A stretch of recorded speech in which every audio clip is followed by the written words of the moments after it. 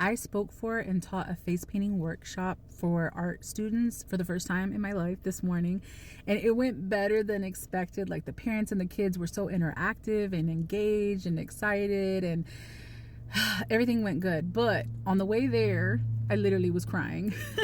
I was just having this moment where I was like, who am I? Like, what am I doing? You know, like, I don't deserve this. Like, why are all these things coming my way? And I called my friend.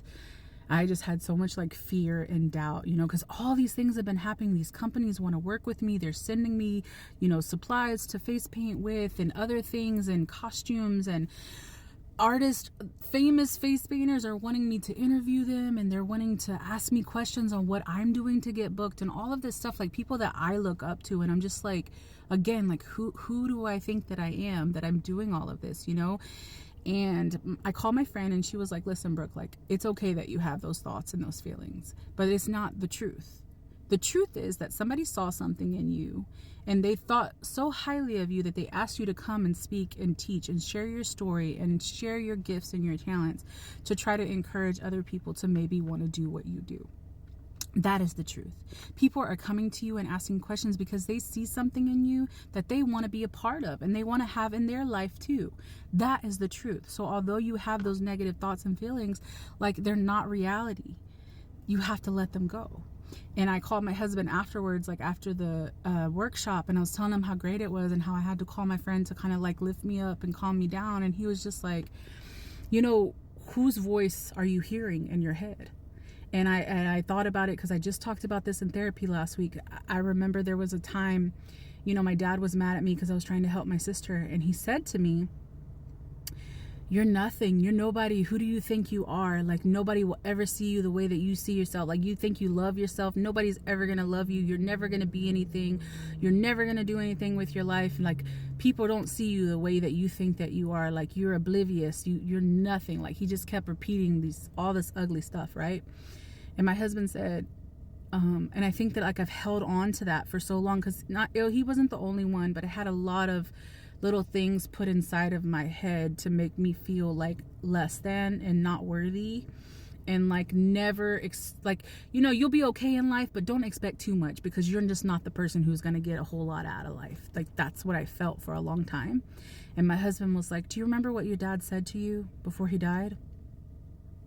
My dad was sick for a while before he died, and he brought that exact situation up, and he said, I was hurt, and I wanted you to hurt because you were doing so good.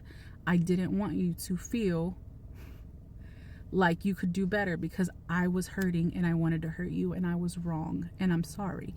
And he admitted that he was projecting his own pain onto me because I was doing so well. And he saw the potential in me. He was wrong. And anybody who tells you that you are not good enough, you are not worthy, that you don't deserve good things, they are wrong. And you have to let it go, and you have to hold on to the truth and the reality of what life is trying to do for you and the doors that are trying to open for you. And you have to keep moving forward regardless, because it's not about what people think of you or what they say about you or how they treat you. It is what you do with what happens to you that matters.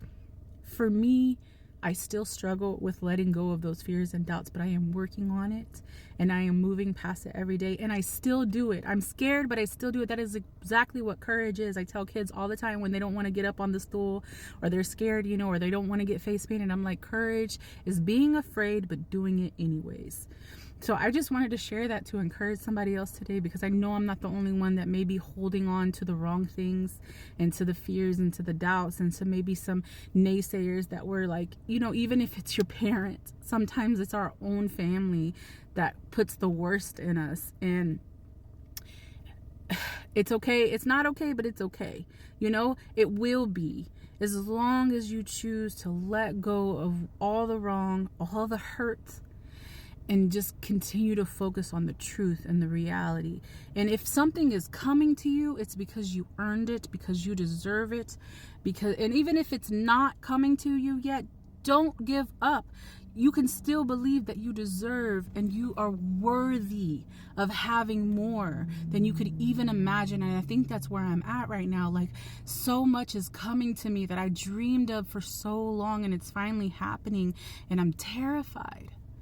But guess what? I'm still going to do it anyways. And I'm very excited to see what happens next. And I just wanted to share that because I want you to keep looking forward to, and I want you to be excited about what's coming next, because it's only going to get better from here.